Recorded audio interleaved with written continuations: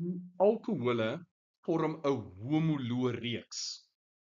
Dit beteken alkohole het, die korrekte antwoord is A, soortgelyke chemiese eienskappe. Kom ons kyk eers hoekom die ander opsies verkeerd is. Alkohole het wel vergelykbare fisiese eienskappe, maar dit is nie noodwendig soortgelyk nie. Metanol het byvoorbeeld 'n kookpunt van 64,7 grade Celsius by atmosferiese druk, terwyl oktanol 'n kookpunt van 195 grade Celsius het. Fisiese eienskappe is kenmerke van 'n stof wat waargeneem of gemeet kan word sonder dat die chemiese samestelling daarvan verander. Ons het byvoorbeeld nou net gekyk na verskillende kookpunte van verskillende alkohole. Alkohol as vloeistof het oorgegaan na alkohol as gas. Dis steeds dieselfde in terme van chemiese samestelling. Daar was net 'n fisiese verandering wat plaasgevind het. Nou, nog 'n eienskap waarna ons kan kyk, is die smeltpunt. Die smeltpunt van alkohole neem toe soos die koolstofketting langer word.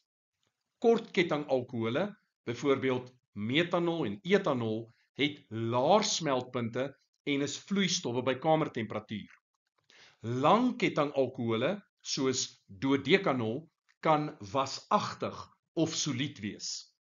Die fisiese toestand kan dus verskil, maar chemies is dit steeds alkohole in terme van struktuur. Laastens kan ons ook na die reuk van alkohole kyk.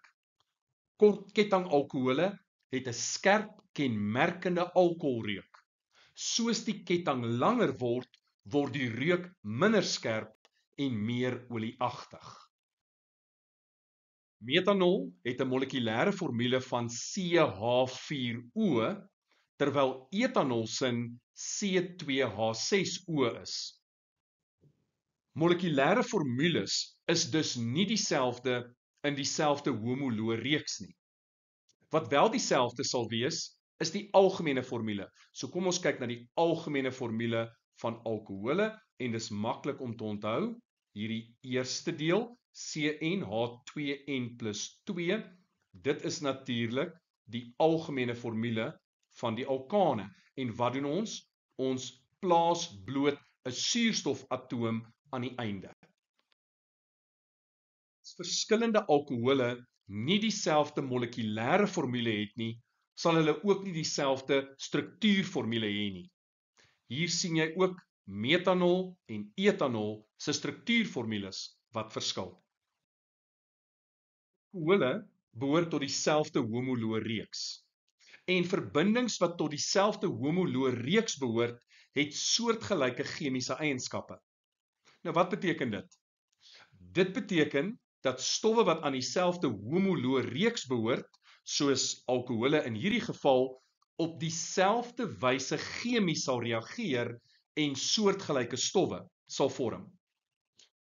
Alkohole sal byvoorbeeld brand om koolstofdioksied en water te vorm. Dink ook aan esterifikasie. Tydens esterifikasie reageer alkohole met karboksielsure om esters en water te vorm. Alkohole ondergaan ook dehydrasie om onversadigde alkene te vorm. So, ongeag die kettinglengte van die betrokke alkohol, brandbaarheid, dehydrasie en esterifikasie behoort op soortgelyke wyse te kan plaasvind.